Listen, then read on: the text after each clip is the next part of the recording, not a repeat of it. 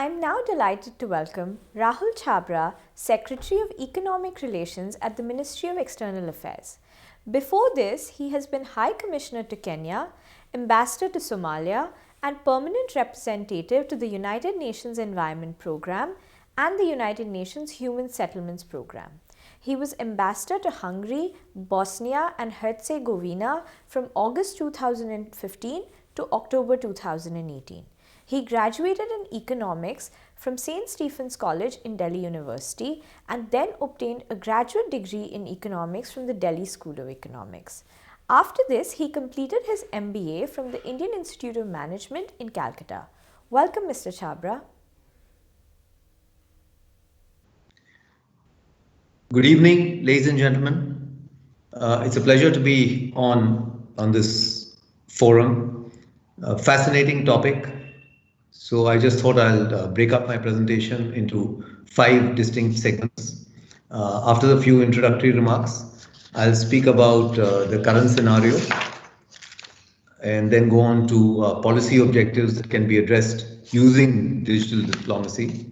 Then I'll talk in the penultimate section on the role of India and then some concluding remarks.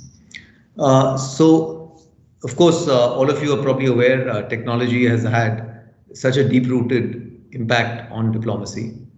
The technological realities of the 21st century, Industry 4.0, wider penetration of these technologies, it has really made diplomacy, there's been a need for diplomacy to reinvent and adapt itself. While it is evident that diplomacy has changed with these advances in technology, it is also true that diplomacy has impacted technology in the reverse, especially in terms of access, adoption, and governance. Talking of the printing press, telegram, telephone, airplanes, they were all sort of affected the scope, the scale, and the speed of diplomacy. Television not only became a source of information, but also became a very powerful tool of conveying public messages. In fact, the famous, what was called the CNN effect, during the Gulf War, wherein CNN, it not only impacted public opinion, but also affected the decisions on further military actions. I now come on to the current scenario. As you've seen, we've been having actually at the Foreign Ministry diplomatic engagements and virtual sort of interaction meetings have become the norm. Hundreds of meetings have taken place, several at the level of the Prime Minister, at the level of External Affairs Ministers, at my level. We've had sorts of joint commission meetings, we've signed agreements, but all that, while it's sort of increased the scope, frequency, and the pace of the engagements, they don't really give you the space which is very necessary for backstage diplomacy. And that is really the bread and butter of diplomacy. So many of us who have practiced it will appreciate that fact. The other issue that I wanted to bring out in this current scenario is regarding foreign digital platforms that are being used for diplomatic dialogue. So they bring out associated issues of privacy, data leakage, and threats to national security. So these will need to be adequately addressed, in addition to the sort of personal interaction and human touch, which is fast disappearing.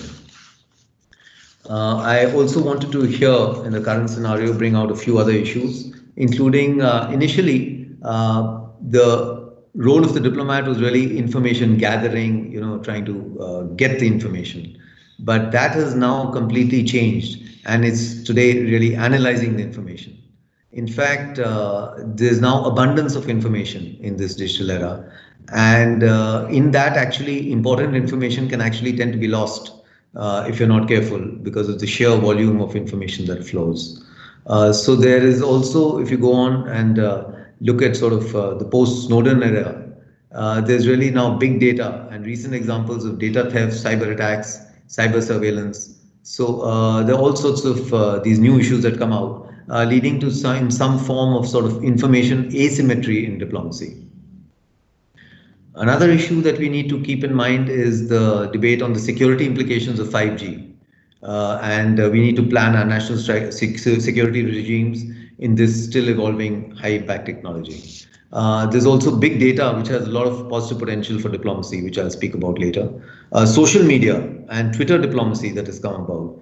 Sort of instant validation or disapproval that is coming out. So it's brought about a complete paradigm shift in the entire process of diplomacy and opened it up really to non-professional audiences also. Another sector is transparency, where it's really introduced a sense of openness to the entire process that was really unimaginable in the past. So a lot of media, non-state actors are now sort of pouring over access to open source information that is now available. So therefore, while this openness and transparency is a move in the right direction, but how do you really conduct negotiations with this sort of in this environment?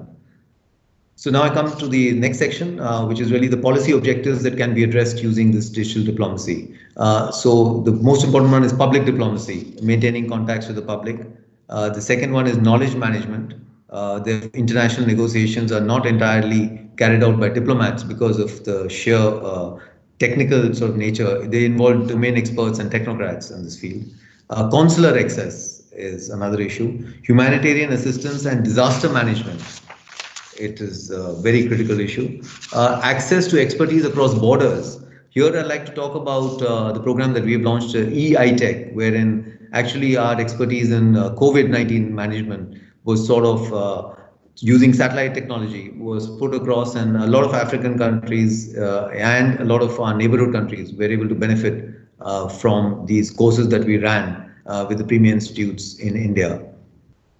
Anticipating socio-political movements, there's now a lot of scope for online activism. There's the next issue that I wanted to raise was about global governance issues. I mean, you start talking about how the larger global audience in combating existential issues like climate change, transition towards renewable forms of energy, SDGs, health, sanitation. We can also discuss about combating terrorism, cyber warfare, cybercrime. I mean, this is now with non-state entities using this sort of technology to spread their propaganda, their own agendas, online radicalization.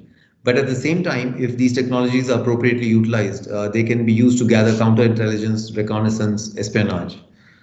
Then I go on to, you can speak about multi-domain operations and network-centric warfare, wherein integration of combat platforms. So you sort of get onto a common platform, countries that are allies of each other work together and make collective action really lethal in these sort of cases. So this brings me to the penultimate section. Where does India fit into all this? The role of India. It really needs to become more self-reliant in creating such sort of native platforms where we do not compromise on efficiency. So we are trying with our Digital India Push and Skill India initiatives in that direction.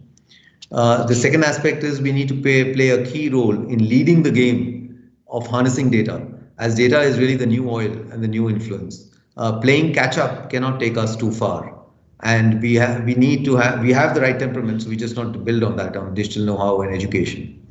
Another aspect where the role of India gets important is where Indian diplomacy has endeavored strongly towards widening India's access to technology. In fact, that is why we had our civil nuclear agreement with the United States. We had worked on the MTCR, NSG, Wassenaar arrangements, our access to nuclear technology.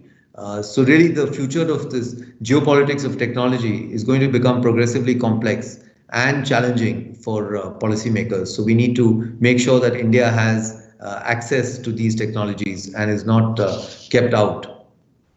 So at this, I'd like to now just sort of conclude the presentation by mentioning that really, I mean, it doesn't, the way the world is moving now, it doesn't seem to reconcile with the Westphalian understanding of international relations, wherein you actually have countries like Denmark and France who have engaging directly with large corporations like Amazon, who, the figures have a net worth of several $1 trillion.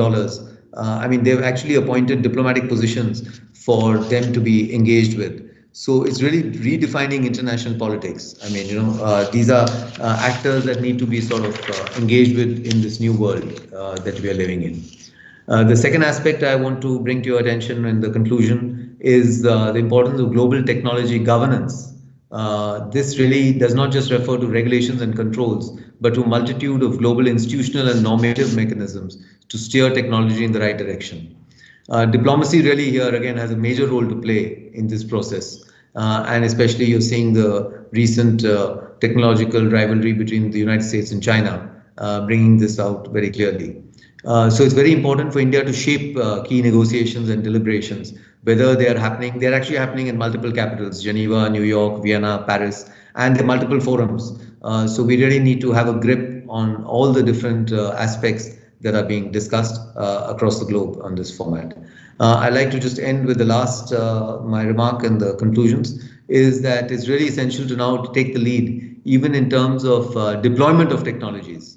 Like, for example, the recent initiative of Prime Minister Modi to launch the International Solar Alliance is sort of a notable initiative in that regard, moving in terms of how we can meet that objective through these technologies. But that is really a story for another day, another occasion. So I just like to end on that note.